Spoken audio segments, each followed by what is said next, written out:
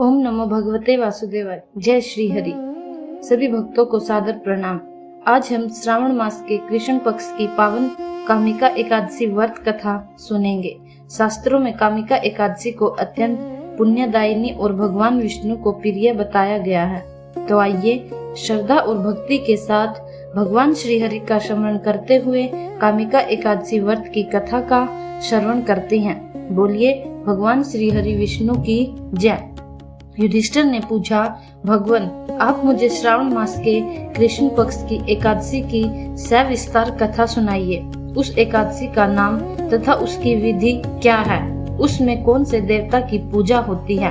श्री कृष्ण भगवान बोले, हे राजन, मैं एकादशी की कथा कहता हूँ, सुनो। एक समय इस एकादशी की पावन कथा को ब्रह्मा जी ने नारद जी से कहा था। नारद जी ने पूछा, भगवान आज मेरी श्रावण मास की कृष्ण पक्ष की एकादशी की कथा सुनने की इच्छा है, अतः आप एकादशी की व्रत कथा सहित विधि सुनाइए। ब्रह्मा जी ने कहा, नारद तुमने मुझसे यह अत्यंत सुंदर प्रश्न किया है। अब आप ध्यान लगाकर सुनिए। श्रावण माह के कृष्ण पक्ष की एकादशी का नाम कामदा एकादशी है। इस एकादशी की कथा के सुनने से ही वाजपेयी यज्ञ का फल मिलता है। कामदा एकादशी के व्रत में शंख चक्कर गधाधारी विष्णु भगवान की पूजा की जाती है।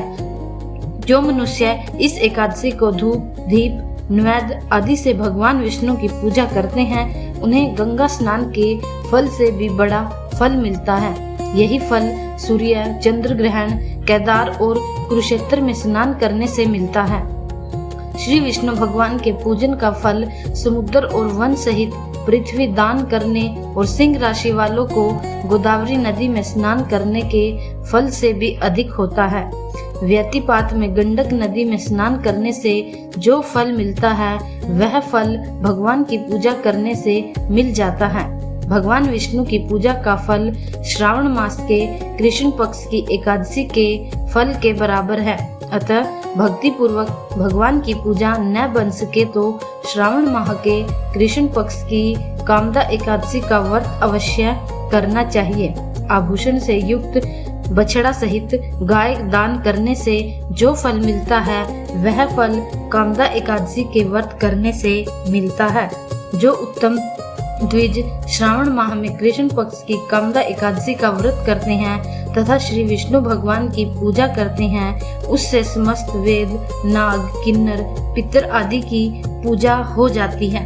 नारद स्वयं भगवान ने अपने मुख से कहा है कि मनुष्य को अध्यात्म विद्या से जो फल मिलता है, उससे अधिक फल कामदा एकादशी का व्रत करने से मिल जाता है। इस व्रत के करने से मनुष्य अंतिम समय तक अनेक दुखों से युक्त यमराज तथा नरक के दर्शन नहीं करता।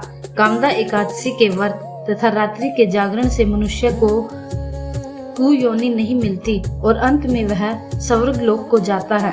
जो उत्तम मनुष्य श्रावण माह के कृष्ण पक्ष की कामदा एकादशी को तुलसी से भक्ति पूर्वक श्री विष्णु भगवान की पूजा करते हैं, वे इस संसार सागर में रहते हुए भी इससे इस प्रकार अलग रहते हैं, जिस प्रकार कमल जल में रहता हुआ भी जल से अलग रहता है। भगवान की तुलसी दल से पूजा करने का फल 1 भार स्वर्ण और 4 भार चांदी के दान के फल के बराबर है।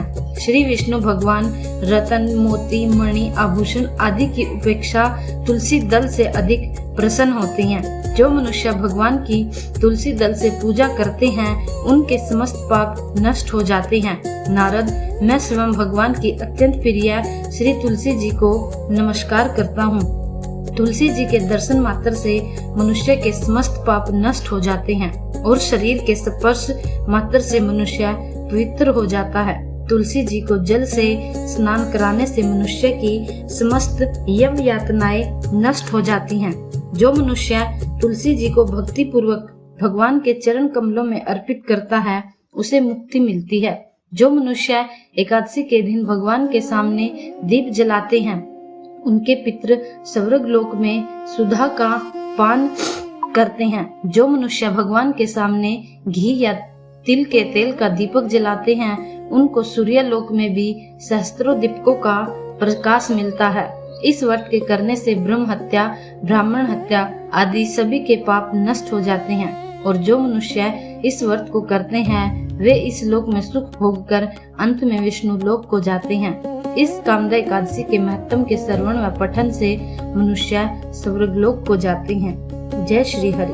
आप सभी भक्तों ने श्रद्धा पूर्वक कामिका एकादशी व्रत कथा का श्रवण किया।